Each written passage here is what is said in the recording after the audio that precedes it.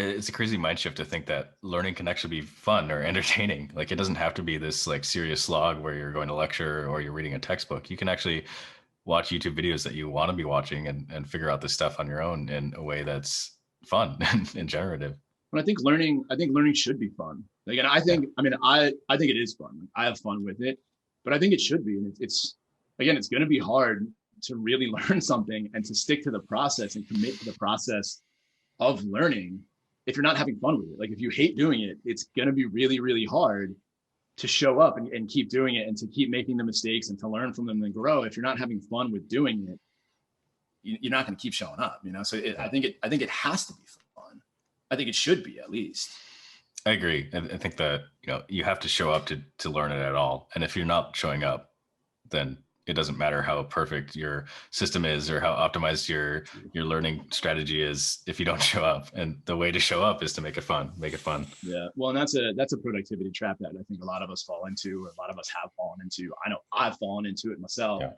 That's like, I'm going to spend 35 hours designing the perfect system. And then I'm done with it. I'm like, perfect. And then I never use it. I'm like, all right. Exactly. And then you're like, okay, cool. What's the next system that I can design? And you're like, wait, so you're designing all of these productivity systems, but you're not actually using them. It's like, you'd be better off just showing up, like just going, and then, letting the system, like shaping the system around that, like not worrying about getting the perfect system up front, because you don't even know what the perfect system is going to be. Exactly.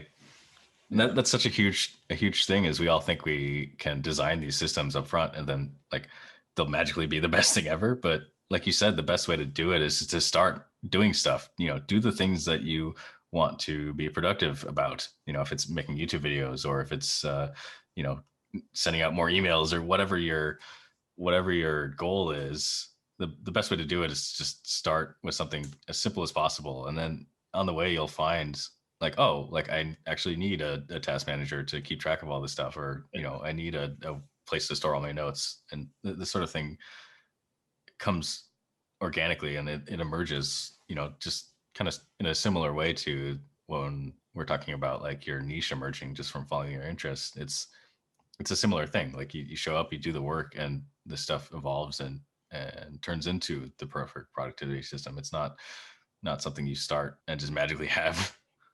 Yeah. Well, I think it goes against the way that we try to envision things. Is I think we try to plan, and I don't know if this is like, kind of a lizard brain sort of thing in terms of trying to wrestle back some control, where we're like, I'm going to plan the perfect system and I'm going to plan exactly how I do it. Yeah.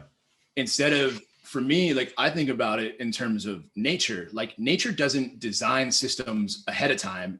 That's evolution. It evolves, and it's constantly adapting to what it learns from its own environment.